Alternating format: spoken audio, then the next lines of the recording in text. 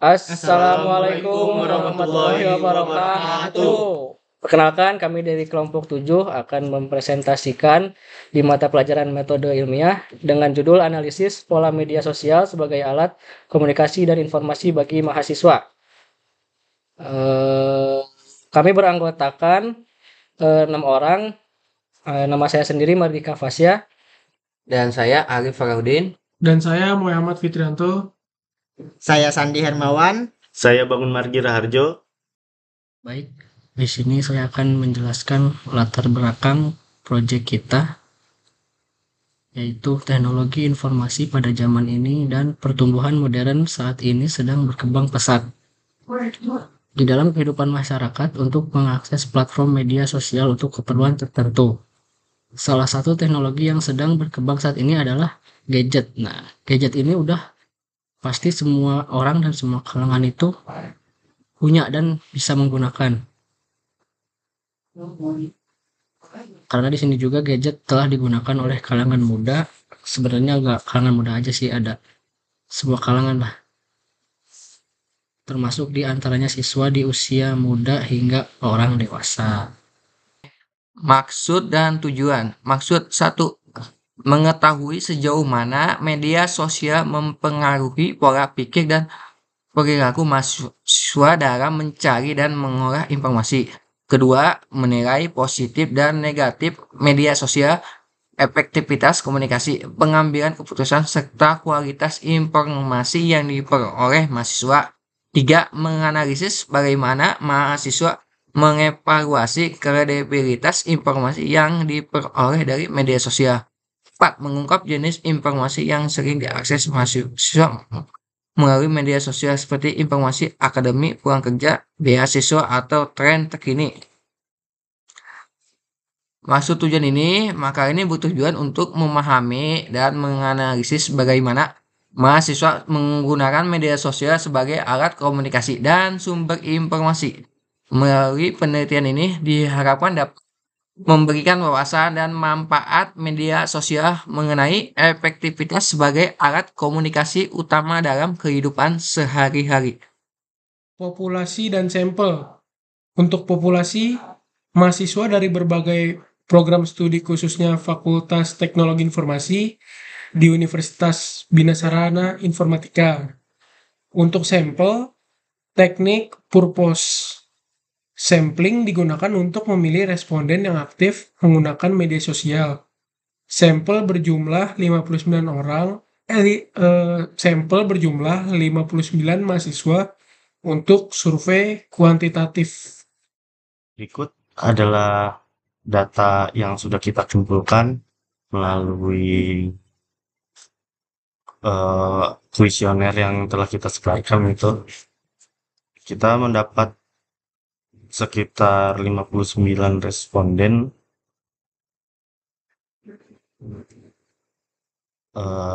Untuk data yang kita dapatkan, rata-rata dari 59 responden itu sangat setuju media sosial itu digunakan untuk berkomunikasi dengan teman-teman. Dan untuk data yang kita dapatkan lagi, media sosial memudahkan kita untuk mendapatkan informasi terbaru. Itu dari 59 responden menjawab sangat setuju. Dan untuk data selanjutnya, kita mendapat dari 59 responden itu orang-orang menggunakan media sosial itu merasa terhubung dengan orang lain gitu. Jawaban yang paling kita dapat itu tuh sangat setuju gitu.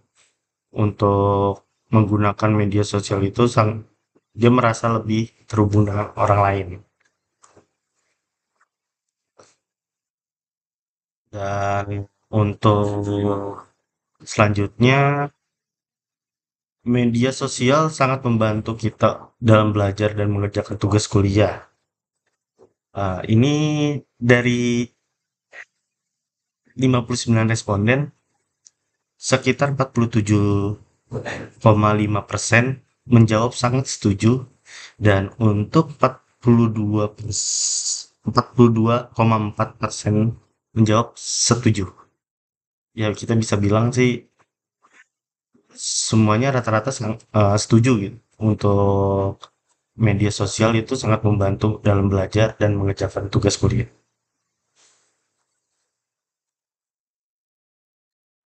Dan dari yang selanjutnya ini, responden sering menghabiskan waktu di media sosial setiap harinya itu tuh lebih besar jawabannya pada setuju. Data yang dapat dari pertanyaan-pertanyaan kuesioner, untuk saya lebih percaya informasi yang didapat dari media sosial dibandingkan sumber data berita lainnya. 59 responden menjawab lebih cenderung kurang setuju. Lalu dari pertanyaan, saya sering mencari informasi tentang kuliah di media sosial. Dari 59 responden cenderung menjawab setuju dibandingkan jawaban yang lainnya. Lalu pertanyaan, media sosial membantu saya untuk memperluas pengetahuan saya. 59 responden itu cenderung terbagi menjadi dua jawaban, yaitu setuju dan sangat setuju. Dan untuk pertanyaan, saya sering mengikuti akun-akun berita dan tokoh publik di media sosial. 59 responden cenderung menjawab setuju.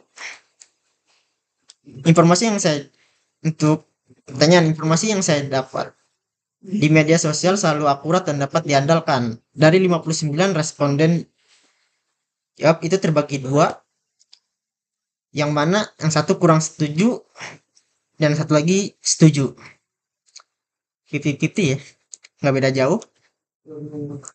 Pertanyaan selanjutnya itu, media sosial membuat komunikasi dengan teman menjadi lebih mudah. Dari 59 responden ada dua jawaban tertinggi, yaitu setuju dan sangat setuju. Oke, di sini hasil penelitian dari responden 59 orang, saya lebih sering berkomunikasi secara online daripada tetap muka. Oke, di sini 59 jawaban, 42,4% setuju dan 37,3 kurang setuju. Untuk sisanya sangat setuju, kita mendapatkan hasil 11,9% dan sangat tidak setuju itu 8,5%. Dengan ini kita dapat menyimpulkan lebih banyak yang setuju. Saya lebih sering berkomunikasi secara online daripada tatap muka. Yang ke ini, penelitian ini, media sosial dapat mempengaruhi hubungan sosial saya di dunia nyata. Dari 59 responden yang menjawab, hampir setengahnya, sekitar 50,9% setuju.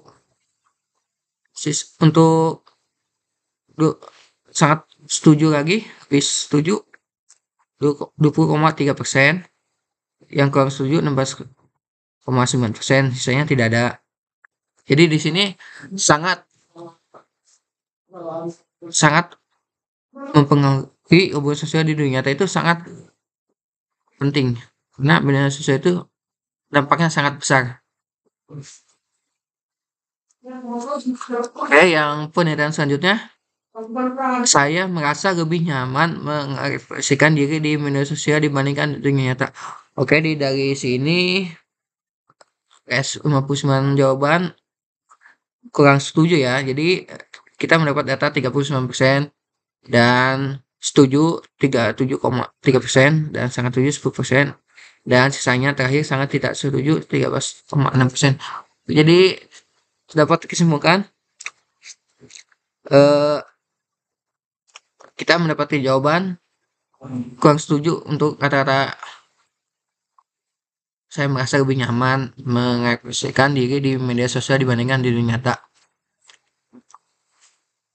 Untuk penelitian selanjutnya, media sosial membuat saya lebih mudah terhubung dengan orang-orang yang memiliki minat yang sama. Kita mendapatkan jawaban 61%. Ini lebih dari setengahnya ya. Jadi ternyata media sosial itu menurut saya lebih mudah terhubung. Betul, seperti WhatsApp dan sosial Facebook, Instagram. Dan untuk sangat setuju 27,1% dan yang kurang setuju 10,2%. Jadi emang dampaknya lebih mudah kita terhubung dengan orang-orang menggunakan media sosial. Oke. Untuk penelitian ke selanjutnya, media sosial mengganggu konsentrasi saya saat belajar. Untuk ini banyak juga yang memilih 52,5%. Berarti setengah jawaban dari responden ini, dan sisanya setuju 16,9, kurang setuju 20%, dan sangat tidak setuju 10%. Jadi emang dampak media sosial konsentrasi seperti belajar, bekerja itu sangat mempengaruhi konsentrasi kita ya. Apapun dalam hal belajar, bekerja, atau kita lagi belajar kuliah atau sekolah lainnya. Oke, yang saat ini saya sering menggunakan media sosial saat seharusnya belajar. Di hasil ini kita hampir 59 jawaban, hampir setengahnya ya, 49,2% setuju dan sangat setuju 10%, dan kurang setuju tuh 33,1%. Jadi rata-rata kita tuh lalai untuk belajar sehingga kita sering menggunakan media sosial seperti TikTok. Jadi sehingga kita melupakan tujuan kita untuk belajar dan membuat waktu kita terbuang sia-sia. Dari 59 responden, media sosial membantu saya untuk menemukan yang relevan. 64,4% setuju, 22% sangat setuju, 11,9% kurang setuju, dan sisanya sangat tidak setuju. Dari 59 responden, saya sering berdiskusi tentang materi kuliah di media sosial. 57,6% setuju, 18,6% sangat setuju, 16,9% kurang setuju, dan sisanya sangat tidak setuju. Dari 59 responden, media sosial dapat menjadi alat efektif untuk belajar secara mandiri. 62,7% setuju, 25,4% sangat setuju, dan sisanya kurang setuju dan sangat tidak setuju. Baik, terima kasih kepada rekan-rekan anggota kelompok yang sudah menjelaskan.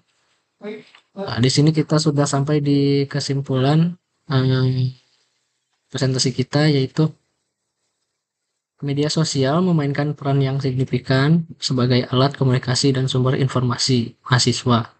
Platform seperti WA, Instagram, TikTok, dan YouTube tidak hanya digunakan untuk hiburan, tetapi juga untuk kebutuhan akademik seperti diskusi kelompok, berbagai materi pembelajaran, dan informasi akademik.